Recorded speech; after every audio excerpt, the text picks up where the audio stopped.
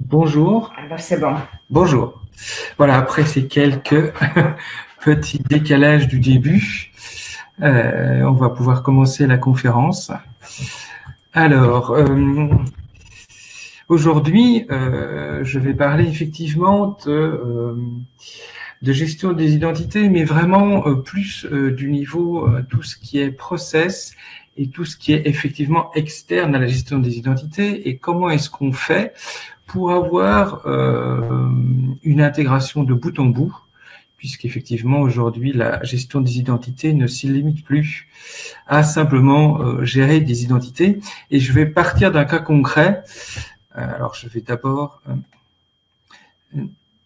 nous présenter.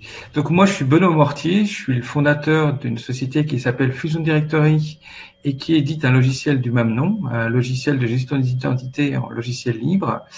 On fait ça depuis plus de 15 ans. Et nous, on a comme but de rendre la gestion des identités, comme je l'ai mis, simple et gérable. Donc effectivement, il y a toujours beaucoup de techniques, je dirais, cachées derrière. Mais nous, on essaye effectivement de rendre la gestion des identités utilisable par tout le monde. C'est bien ça notre but, c'est se placer du côté utilisateur et en fait camoufler toute la technique qui est derrière. Donc, dans cette conférence, je vais parler de Fusion Directory en très court. Il était une fois la gestion des identités, parce que qu'est-ce que c'était avant et vers quoi on vient maintenant? Nous aussi, on a connu de gros changements dans ce qu'on fait ces 5 dernières années. Et donc là, juste après l'état des lieux d'une gestion des identités, ça part d'un cas concret, mais c'est effectivement à peu près ce qu'on voit partout quand on intervient. Ensuite, comment on modernise et des références.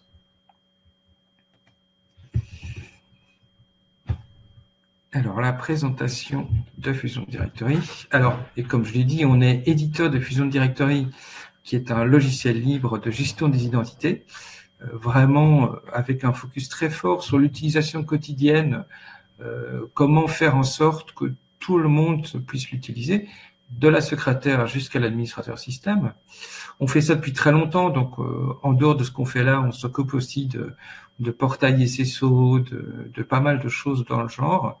Et surtout, même si on ne fait pas que ça, je veux dire que 80% de notre temps est passé sur tout ce qui est l'enseignement supérieur recherche en France, vu que Fusion Directory est un des rares logiciels à supporter à la fois la norme SUPEN, qui est la norme de l'enseignement supérieur recherche, et des applicatifs très connus comme Partage, qui est la messagerie partagée pour l'enseignement supérieur recherche, le bus d'entreprise Synapse, et donc évidemment on fait du support. Et donc un de nos points forts est effectivement de sortir de la gestion des identités, je dirais simple, effectivement pour essayer de faire en sorte d'avoir des choses qui fonctionnent de manière complexe mais simple pour les utilisateurs. Donc je vais commencer par un petit rappel de ce qu'on rencontre tout le temps. À l'origine, la gestion des utilisateurs et groupes. Et je remets ce slide parce qu'en fait, c'est toujours une des premières questions qu'on reçoit, c'est est-ce que vous gérez les groupes? Ce qui, effectivement, quand on la reçoit, nous fait toujours effectivement un peu sourire parce que oui, gérer les groupes, c'est la base, mais il faut se rendre compte que même encore aujourd'hui, c'est un problème récurrent, difficile. Et voilà, donc vraiment, ça, c'est une des choses dont on parle régulièrement. Et c'est pour ça que je dis qu'à l'origine, la gestion des identités, c'est vu comme gérer des utilisateurs et des groupes. Et on me le demande souvent. Et surtout, c'est limité à ça. Alors, la plupart des applications ont été écrites dans la maison ou utilisent des grands standards dans l'éducation nationale super recherche. On a le fameux logiciel Grouper. Donc, on se retrouve effectivement avec des applications qui sont dédiées à un usage unique.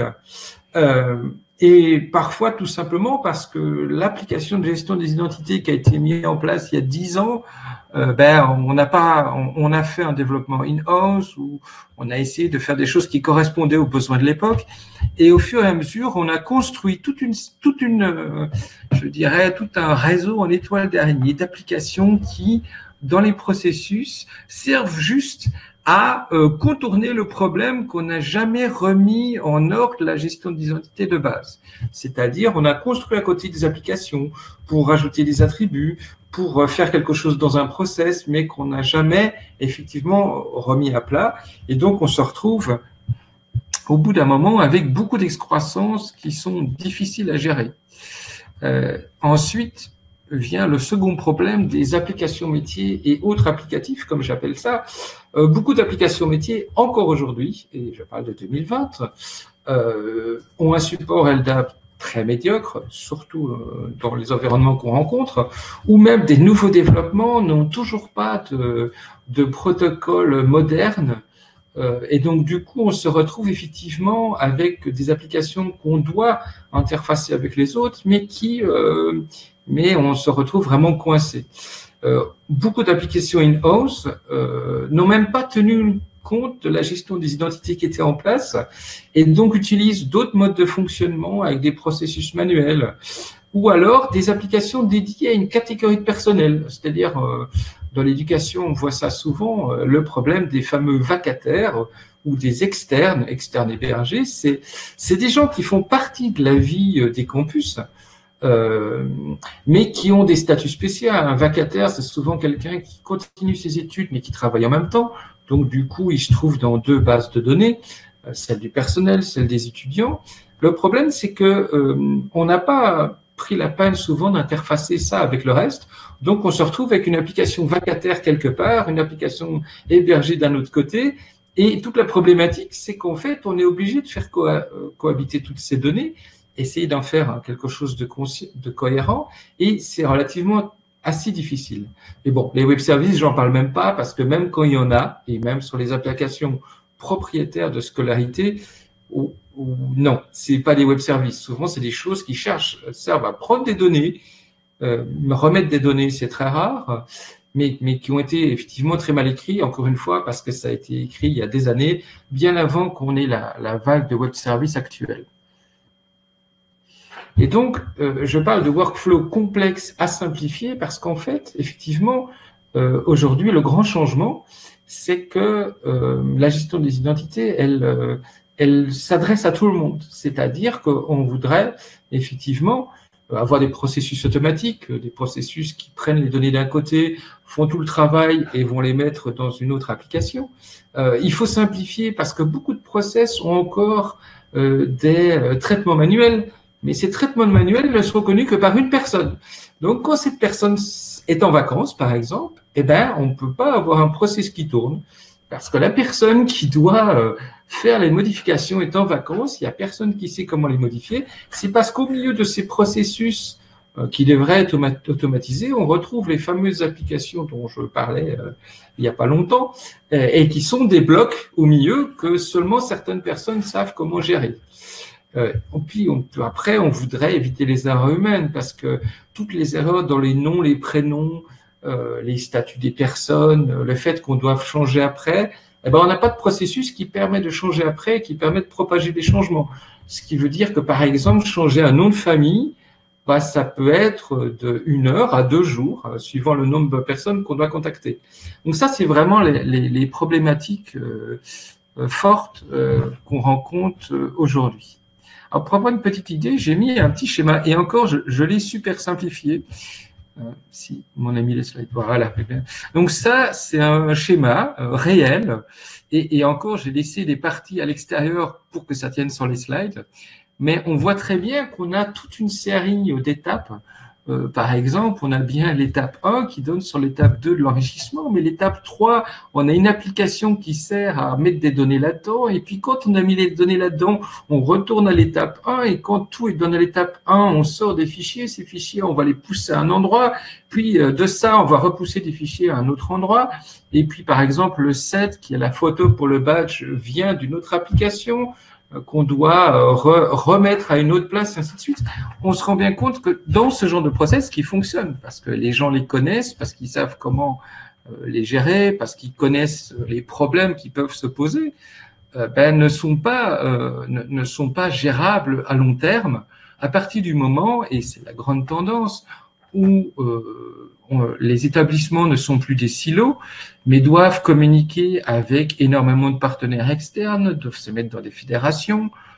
Typiquement, au niveau de l'éducation, on a Renater en Belgique, on a Renater en France, Belnet en Belgique, mais on a maintenant des fédérations de type EduGain pour l'Europe, pour avoir à terme par exemple des cartes d'étudiants européennes qui permettront aux étudiants de se balader. Donc, comme je le dis là, on a une série de scripts merveilleux qui ont été écrits il y a des années. C'est devenu des spaghettis pour les mêmes raisons qu'on a avec les applications qui ont été rajoutées. C'est que personne ne sait exactement comment le script a été écrit. Donc, soit on rajoute un morceau dessus, soit on dit ah ben écoute, je vais écrire un truc sur le côté, je vais me réécrire un autre script qui, en fait, je vais plus vraiment utiliser, mais je vais l'utiliser le premier dans certains cas et le deuxième dans d'autres cas. Et donc, on se retrouve vraiment avec une situation où on touche plus à rien. Parce qu'en fait, la moindre chose qu'on essaye de corriger ou d'améliorer fait en sorte qu'on prend le risque que le process en entier fonctionne plus du tout. Et donc, c'est un vrai problème parce qu'on se retrouve aujourd'hui avec énormément de choses comme ça. Et quand il s'agit de les bouger, c'est pas évident du tout comment arriver à moderniser ça. Et je mets un slide évidemment sur l'inévitable travail manuel, parce que effectivement, comme on voyait dans le premier schéma, la fameuse étape 3, c'est une application qui sert à remettre deux attributs. Ces deux attributs retournent ailleurs, et ainsi de suite, la récupération de la photo, la correction d'erreurs. Donc vraiment, ça c'est le cœur du problème, et c'est ce qu'on essaye de moderniser. En fait, c'est vraiment ça, c'est comment on rend l'accès à une majorité de gens, mais qu'on n'ait plus tous ces chemins difficiles sur nos process de création d'utilisateurs. Il faut savoir que, par exemple, dans un endroit moyen, vous aurez à peu près, je parle pas d'université, mais parce que ça c'est encore une autre échelle, mais par exemple, vous aurez 3000 étudiants, 2000 personnels, plus tous vos cas particuliers. Chaque fois que vous avez une rentrée, vous avez 3000 comptes qui arrivent. Si vos process sont pas bien rodés et tout, et que vous avez le malheur d'avoir des gens absents à ce moment-là, oui, ça peut provoquer des problèmes divers et variés. Et donc, une des choses les plus importantes et les plus difficiles, évidemment, compte tenu de tout ce que je viens de dire, c'est de recenser les applications et les workflows. C'est-à-dire analyser qu'est-ce que fait chaque application, où elle va, qu'est-ce qu'elle prend, qu'est-ce qu'elle écrit, avec quoi elle interagit. Et après, effectivement, une fois qu'on a tout ça, vient la réflexion de est-ce que ce que je viens de documenter a encore du sens? Est-ce que je peux l'améliorer? Comment est-ce que je peux réduire le nombre d'étapes? Voilà, donc ça, c'est juste un petit schéma. Et j'ai pris un très simple pour que ça rentre sur les slides, mais même là, on voit que on a un filtre, on a un certain nombre d'attributs qui sont cherchés, mais on voit qu'effectivement, on a une autre DB. Au-dessus, on a notre fameuse DB scolarité, et en dessous, on a notre DB du Moodle, qui est l'outil d'apprentissage en ligne, et puis on a un processus de synchronisation au milieu. Alors, faut imaginer que des choses comme ça, dans un environnement normal, on en a entre 20 et 50. Des processus comme ça, qui peuvent être encore beaucoup plus complexes que ça. Il est évident que ça, sur le long terme, ça tourne, mais il y a un temps non négligeable qui est consacré à essayer de corriger les problèmes, débugger, voir pourquoi le compte de Monsieur X et de Monsieur Y n'est pas arrivé correctement, et ainsi de suite. Alors, vas-y les slides. D'accord. Ok. Là, on va passer à moderniser. Alors, je fais un petit blabla rapide sur Fusion Directory parce qu'il y aurait tellement de choses à dire, mais j'ai mis les points les plus importants. C'est vraiment un outil de gestion global. donc groupe, utilisateur, rôle et tout ce qu'on peut imaginer qu'on peut mettre sur un utilisateur. On a plus de 50 plugins à l'heure actuelle. C'est le seul qui supporte évidemment les normes SUPAN 2018, AMU, partage de rédacteurs, tout ce qui est très spécifique à l'enseignement supérieur recherche, même si dans nos travaux de ces dernières années, on s'est rendu compte que ces normes qui sont à la base prévues pour l'enseignement pourraient être appliquées valablement dans d'autres environnements, tellement aujourd'hui elles prennent en compte les problématiques qu'on rencontre un peu partout. On a du contrôle d'accès fin, c'est-à-dire que tout le monde peut accéder à la même interface et faire son travail en fonction des droits qu'il a reçus. On a évidemment un système de modèles, ce qui ça c'est vraiment très intéressant pour modéliser les choses qu'on veut construire de manière répétitive avec des macros et plein de choses intéressantes. On a ce que nous on appelle des triggers, c'est-à-dire qu'est-ce que je fais quand un utilisateur a été modifié, effacé et ainsi de suite, vers où je propage des données et ainsi de suite. On a un web service REST, ça je pense qu'aujourd'hui c'est indispensable. Il faut des web services pour qu'on puisse arrêter d'aller dans les annuaires directement, ce qui se fait encore souvent, qu'on ait des web services, qu'on ait des modèles et des choses en front qui permettent de ne jamais toucher à son annuaire tout en assurant une forme de conformité. Et effectivement, on supporte quelques protocoles SSO avec d'autres qui arriveront encore. CAS, le MonLDAP qui est le portail SSO par excellence, WebAuthn qui est le nouveau protocole pour tout ce qui est, je dirais, connexion avec Yubico ou autres tokens de sécurité. Voyons voir. Ça, c'est l'interface en vrai, mais c'est plus intéressant d'avoir une vraie démonstration que ici, effectivement, je n'ai pas l'occasion de faire. Alors, je passe maintenant en revue les choses importantes. Ça commence évidemment par la fameuse norme SUPAN, qui en fait a plusieurs buts. La création d'un cadre de cohérence, c'est-à-dire que tout le monde utilise les mêmes données aux mêmes endroits, avec les mêmes attributs, avec la même façon de le faire, pour justement permettre l'interopérabilité entre les différents environnements. Effectivement, le portage des applications, c'est-à-dire éviter l'effet in-house que je disais au début, c'est-à-dire que tout le monde utilise les mêmes attributs, ce qui veut dire que d'un applicatif à l'autre, on puisse facilement se plugger sur un annuaire. Le troisième, c'est un vœu pieux, hein, c'est bien dans la norme, mais oui, c'est le schéma est prêt à l'emploi, mais vu la complexité de la norme, les problèmes sont pas sur l'implémentation technique, les problèmes sont vraiment dans les processus, dans les applis métiers et tout. Donc certes, ça permettrait d'aller vite, mais il y a une grosse partie de travail sur tout ce qui est vraiment les process. Et par contre, le dernier est intéressant, c'est-à-dire que tout le monde au même endroit sache comment faire telle chose ou comment faire telle chose. C'est-à-dire de se dire que on parle la même langue et quand deux services se rencontrent, ils savent de quoi ils parlent ensemble.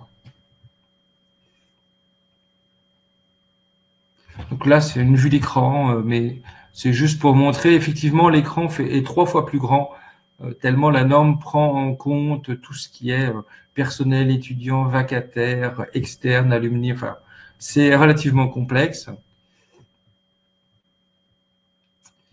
Alors ça, c'est le deuxième point, et je pense que c'est probablement une des choses les plus intéressantes qui soit apparue dans SUPAN 2018 et qui pourrait être appliquée, je pense, à n'importe quel environnement. C'est la gestion du cycle de vie du compte, mais avec une conception de ressources et avec des états de pré-provisioning, de pré-création, avec des statuts de verrouillage administratif, verrouillage technique, avec des statuts sur est-ce que je dois effacer le compte, est-ce que je dois sauvegarder ces données. Donc l'intérêt du cycle de vie, en fait, c'est que ça marche avec ce qu'on appelle des ressources et permet de faire des choses qu'on ne savait pas faire avant ou qui étaient relativement complexes. C'est-à-dire, la personne a un compte, elle a un email, elle a un accès VPN, elle a un accès bibliothèque. Bon, d'accord, elle a plus droit à accéder aux ressources, donc je verrouille son compte.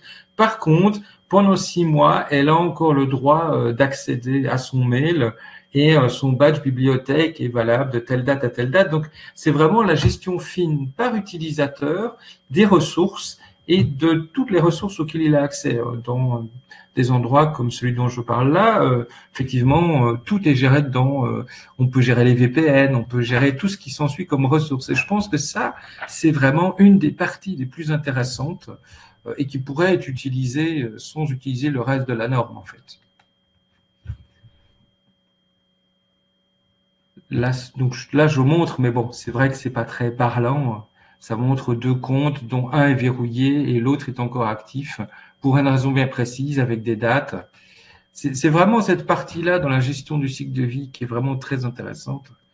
Et la seconde partie, c'est la gestion des accès physiques, tout ce qui est la gestion des cartes d'accès. Et c'est très intéressant parce que c'est la première fois qu'on modélise dans un annuaire la gestion des cartes d'accès, c'est-à-dire physiquement dire cette personne a telle carte d'accès, tel numéro de série, il a été délivré par tel endroit, c'est valable de telle date à telle date, et surtout de pouvoir gérer les applications qui sont sur la carte, parce que souvent dans ces environnements, la carte elle sert, elle peut servir à aller manger, à aller à la bibliothèque, à faire des copies, et ainsi de suite.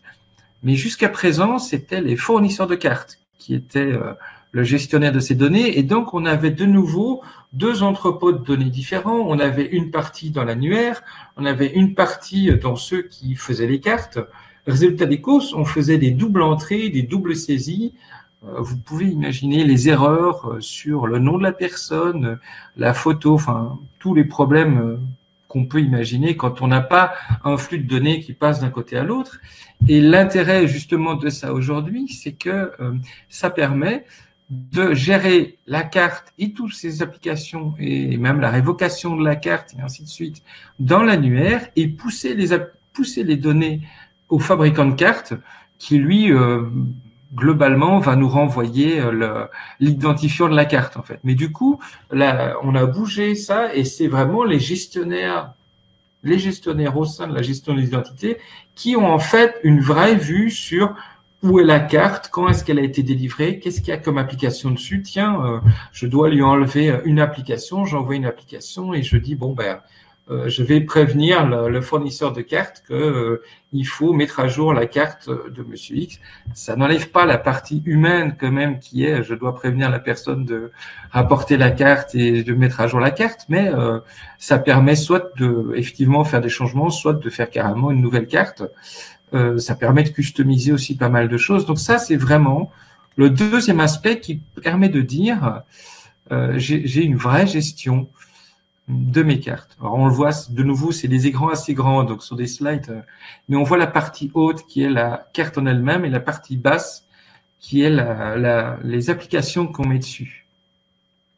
Et donc on arrive effectivement à ce que j'appelle l'ère des web services, parce que jusqu'à présent les gestions d'identité avaient peu de web services. Quand elles en avaient, c'était effectivement on pouvait pousser des données avec. Mais on n'avait aucun moyen de faire ce que j'appellerais de la conformité ou d'utiliser des modèles pour précréer automatiquement des données sous forme de macros et tout. C'est en fait ce que Fusion Directory apporte, c'est que le web service permet dans un processus de provisioning d'utiliser des modèles. Alors, les modèles étant comment expliquer, des modèles, c'est comment est-ce que je mets les données, c'est-à-dire tout ce qui est la partie utilisateur, sa partie SUPAN, et avec des macros de pouvoir dériver l'adresse mail depuis son UID ou autre chose, de pouvoir automatiquement l'affecter dans des groupes, mais tout ça en une seule fois, c'est-à-dire le web service pousse les données et ça crée, l'idée c'est que ça crée automatiquement l'utilisateur. Ça fait tout ce qu'il faut, ça valide les données, ça renvoie si c'est pas bon, et derrière on a nos fameux triggers qui permettent du coup d'aller propager ces données qui viennent d'être faites dans différents environnements. Encore une fois, pour n'avoir qu'un seul point où tout se trouve et de là pouvoir propager à l'ensemble des applicatifs qui en ont besoin.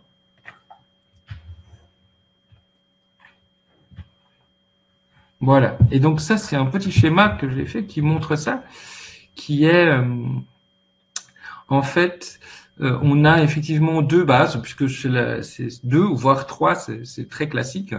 On a 2-3 bases qui contiennent des données. une base RH, une base scolarité, parfois une base externe, peut-être une base vacataire, parfois plus. Et donc, qu'est-ce qu'on fait? On récupère les données à travers les web services. On fait une phase de validation des droits d'accès, hein, puisque le web service passe à travers les droits d'accès de Fusion Directory. Donc, on peut finement dire qu'est-ce que l'utilisateur qui arrive peut faire à travers le web service. On valide les données reçues, on applique les modèles, on crée l'utilisateur et la dernière étape, c'est les fameux triggers. On va aller propager les données vers un Active Directory, sortir des fichiers CSV, aller écrire sur un web service. Nous, par exemple, dans la société, quand on crée un compte pour un client, ça va automatiquement créer son compte dans le GitLab, le mettre dans les bons groupes, vérifier si le projet est créé. Donc, les triggers sont pas limités. Ça permet de faire vraiment énormément de choses pour compléter son workflow. Et là, effectivement, c'est un slide d'explication sur les triggers. Et les triggers sont un concept très intéressant qui permettent en fait d'agir sur des données qu'on vient de modifier. Et les triggers ne sont pas des connecteurs comme on en voit dans plein de produits. J'ai un connecteur pour faire A, B, C. Les triggers, en fait, basés sur une action qui vient d'être faite, une modification, une création, un effacement, une vérification, récupèrent un certain nombre d'attributs qu'on leur a précisés et passe ça à des scripts ou n'importe quoi d'autre. Et donc, du coup, les triggers peuvent vraiment compléter le workflow et aller pousser des données dans des applications qui supporteraient pas LDAP ou dont on n'a pas envie que ça aille dans le LDAP et ainsi de suite. Donc, du coup, les triggers sont très intéressants pour la dernière partie, les web services devant, Fusion Directory et les triggers derrière. Et donc, voilà, par rapport au schéma que j'ai montré au début, ça, c'est le schéma de fin. Quand on a bien travaillé, qu'on a pris beaucoup de temps, on arrive en fait à ce genre de choses qui est en fait le but ultime. C'est-à-dire, on a réduit le nombre d'étapes au maximum, on a supprimé toutes les applications intermédiaires et on arrive à avoir un process qui permet effectivement en 4 étapes d'avoir les utilisateurs qui sont créés et les données propagées. Ici, par exemple, on a donc comme d'habitude les web services, la création d'un Fusion Directory. Par exemple, ici, c'est ça qui est intéressant aussi, il y a déjà toute une architecture autour de l'Active Directory pour faire toute une série de créations, de manipulations et ainsi de suite. Donc, pour se remettre parce que ça arrive souvent pendant les migrations, on doit décider qu'est-ce qu'on migre, qu'est-ce qu'on laisse en état, où est-ce qu'on s'intercale. Donc ici, dans ce cas-ci, par exemple, ça génère un fichier. Le trigger sert à générer un fichier CSV qui est récupéré par les scripts qui tournent du côté de l'Active Directory et qui font les créations d'utilisateurs. C'est très intéressant parce qu'on a amélioré tous les process et en même temps, on s'est inséré dans un process déjà existant pour ne pas forcer les gens à réécrire des choses qui, à l'instant T où on parle, ne sont pas prioritaires et qui donc permet de faire l'immigration par étapes, une fois que le gros du travail est fait.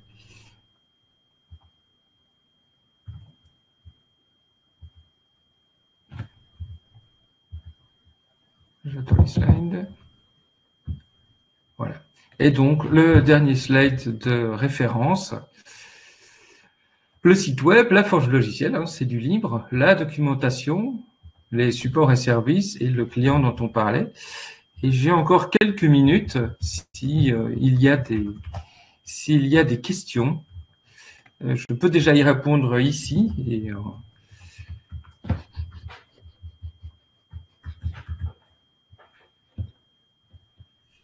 oui, j'écoute.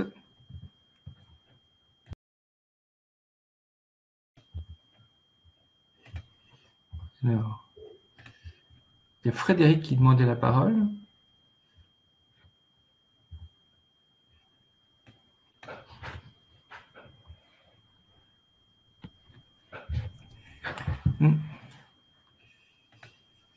Alors.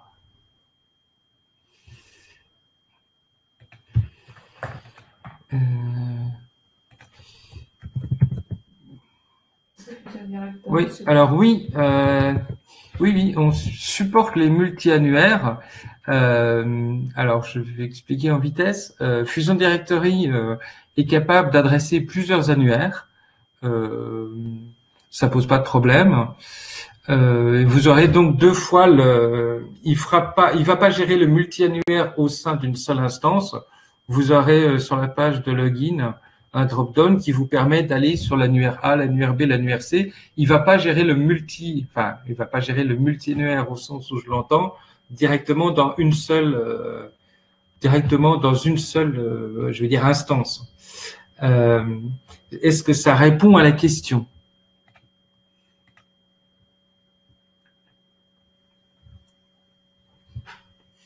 Alors, il y a quelqu'un d'autre qui demande la main.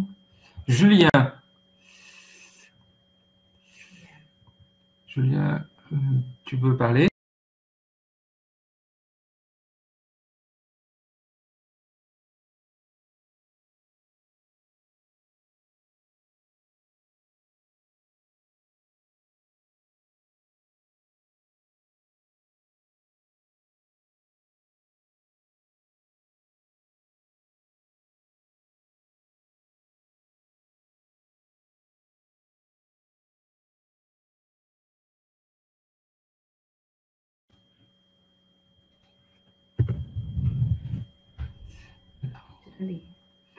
Vous est-il possible de nous détailler sur quelle techno?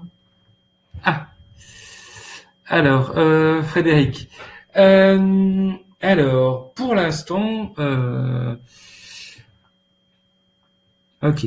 Alors, pour l'instant, il n'y a pas un vrai éditeur de workflow au sens où on pourrait l'imaginer comme on voit dans Talent ou dans d'autres logiciels. Quand je parle de workflow, je parle toujours du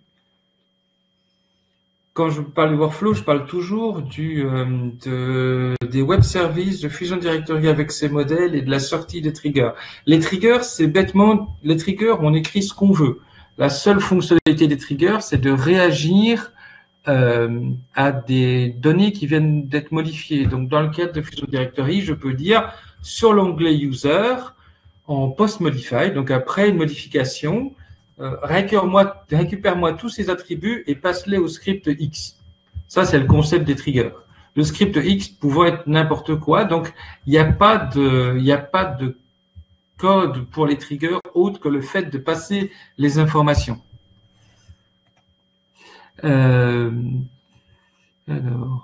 Mais effectivement, on pense à mettre du workflow un peu plus, je dirais, un peu plus carré à l'intérieur. Mais pour l'instant, c'est vraiment la partie Web Service Fusion Directory Trigger. Alors, ben justement, pour la question du badge de Julien, c'est déjà ce qui se passe maintenant en fait. Par exemple, dans l'éducation, vous avez deux fabricants en fait, Monicart et Oroquartz. Et en fait, alors Monicart a une API REST, donc on peut leur passer les infos directement. Oroquartz aussi avait une API. Les deux ont, l'une est mieux que l'autre, mais les deux en ont. Donc du coup, en fait, c'est juste une question de savoir comment est-ce que vous pouvez passer les données à l'autre personne. Dans d'autres endroits, c'est LSC, l'outil de synchronisation, qui sert à faire des flux vers le Crous ou vers d'autres endroits. Donc en fait, c'est vraiment la question de savoir comment est-ce que je lui passe les données. Parce que étant donné qu'elles sont maintenant toutes dans l'annuaire, c'est créer un flux avec le fournisseur. Et le flux, ça peut être n'importe quoi. Ça peut être un flux en temps réel, ça peut être un CSV, ça peut être à peu près tout ce qu'on veut. Donc voilà, ça c'est la réponse pour Julien. Et il me reste 3 minutes.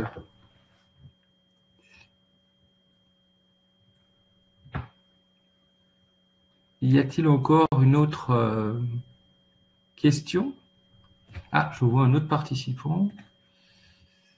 Franck.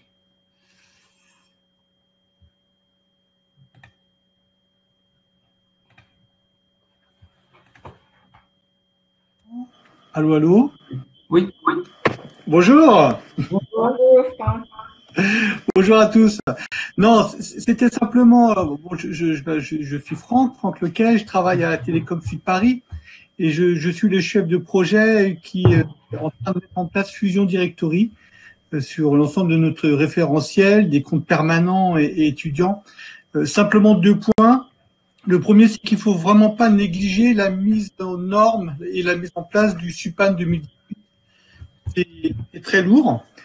Tu nous l'avais dit au début quand on s'est vu, et c'est vrai que maintenant on se rend compte que cette mise en place est très très longue et très très lourde. C'est vraiment un point très très important. Et le deuxième point, c'est pas du tout technique, hein, mais c'est qu'il faut vraiment prévoir un chef de projet qui est vraiment à plein temps sur cette mise en place. Pour information, nous, on a commencé il y a à peu près 2 ans. Alors c'est vrai que le Covid est passé par là, malheureusement, mais c'est vraiment une opération, comme tu as pu le dire dans ta présentation, Benoît. C'est vraiment très très lourd. On touche vraiment tous les domaines, toutes les couches de l'entreprise, hein, que ce soit les permanents, les étudiants, les vacataires, vraiment tous les profils.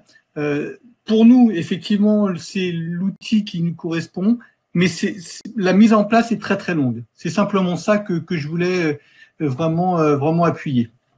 Voilà, c'est tout ce que je voulais dire. Merci Franck. Oui, je suis tout à fait d'accord. C'est ce qu'on avait discuté à l'origine. C'est pour ça que j'insiste que c'est vraiment, il y a la technique, mais c'est souvent les process et les mises en place qui sont les plus ardus parce qu'effectivement, ça touche à tout. Alors, je vais devoir rendre le stage, mais vous avez le lien au-dessus qui a été passé par Paola. Excusez-moi, oui, bonjour, j'interviens juste. Merci Benoît pour la conférence. Je vais vous mettre à la fin du chat, je vais vous mettre le lien justement pour les différentes sessions suivantes et pour aussi les liens si vous voulez discuter plus longuement sur ce que vient de dire Benoît dans le village partenaire virtuel cette année. Voilà. Et merci à tous. Merci à tous.